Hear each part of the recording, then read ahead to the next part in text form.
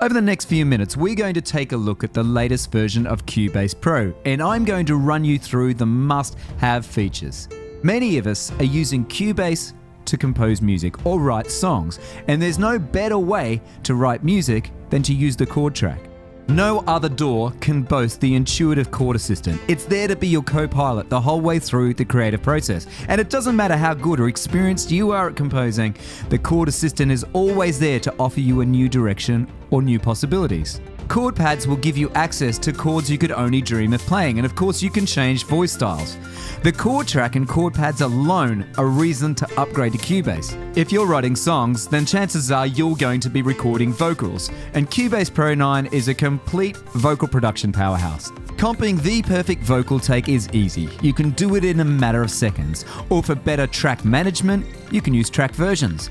Keep track of all of the different versions a singer's recorded, and then go through, listen to each version, and then pick the best parts of each take. Do you work with singers that are great at singing a melody but struggle with harmonies? Now we can use the harmonic information in the chord track to generate different harmonies. We can view each of the harmony parts inside of Vari Audio, and of course, we can go in and change the pitch or even change the note length. This is perfect for production where absolute perfection is required. There is no excuse now to be singing out of tune or out of time. We can also quantize the pitch or straighten it for a more EDM sound. Re-sculpting a melody is easy. You can just use the keys on your computer keypad. Once you've finished creating a masterpiece, you can very quickly extract the MIDI from that melody. We're taking the audio from the recording and we're turning it into a MIDI track or a MIDI file. And now you can see that MIDI file in the score window. And all I need to do is type some lyrics in, print it out, and I can give it to my band members later that night. We heard you. You wanted a sampler track in Cubase. Well, the wait is over and it's finally here. Because it's implemented by Steinberg, the sampler track integrates with every part of Cubase, so we can right mouse click on a sample inside the media bay and load it straight up into the sampler track.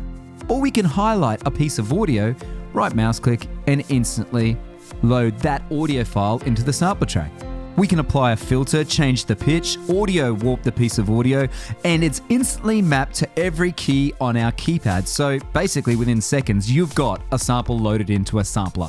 The other really neat thing about the sampler track is you can instantly load it into other Steinberg instruments for further manipulation and sound design. If you're using an older version of Cubase, you will have noticed that there's an all-new lower zone. You can get access to your whole entire project, or you can double-click on an area that you want to edit to get access to it in the lower zone. We can work with the sample editor, the drum editor, or the key editor. Having easy access to these editors means we can edit on the fly while we're listening back to a take or even during the mix. We've already had a quick glimpse of the all-new sampler control in the lower zone. Another huge feature in Cubase Pro 9 was the addition of the mix console into the lower zone. We can make a mix change, and if we don't like it, we can undo and redo it, which is also another massive part of this new release. We can add inserts, and we can change our sounds, all within the project window, so we're not jumping to another window and coming back again. It's easy to make changes to a number of tracks. You just quick link them, make the changes, and then take the quick link function off. We've also got these 3 new zone buttons up in the top right hand corner, and using the right zone we can get access to VST instruments and make really quick changes using quick controls, and on the left hand side we can get access to the actual track parameters or the editor parameters of whatever we have selected out in the project zone or in the lower zone. Absolutely everything is customizable and configurable. We control what we want to see at any point in time. A huge part of the production cycle is mixing. And if you're using an older version of Cubase, you'll notice that the mix console has been completely overhauled. I realize that's probably going to be troublesome for some people because they think that there's a large learning curve, but there's no reason to worry. It is so easy to use, it's intuitive, and once again, it's completely customizable, so you control what you see in the mix. You can set up intelligent link groups to link different parameters on different channels. We've now got zones in the mix console, so we can turn on the left zone and the right zone. In the right zone, we can get access to the control room. On the left-hand side, we can control what we want to see. We can cement important channels to the left-hand side of the mixer or the right-hand side of the mixer. And of course, I've already mentioned, now in Cubase Pro, we have a complete mix history for the session. So we can go back to any point in the mix and keep track of exactly what we've done in the mix session. You can easily sync up the project to the mix console so everything's aligned. Steinberg invented virtual studio technology, or VST, and you can get easy access to inserts by clicking on them once, and you can close them again by clicking on them again. With a one-touch click, you can start drawing in EQ over each channel. Every traditional mix console has a channel strip, and Cubase Pro now also features channel strips inside of the mix console. Traditional mix consoles had a fixed number of slots or even VCA channels or groups, but you can simply right mouse click on selected tracks to quickly add VCA faders or group faders, so you can start to build groups in an instant.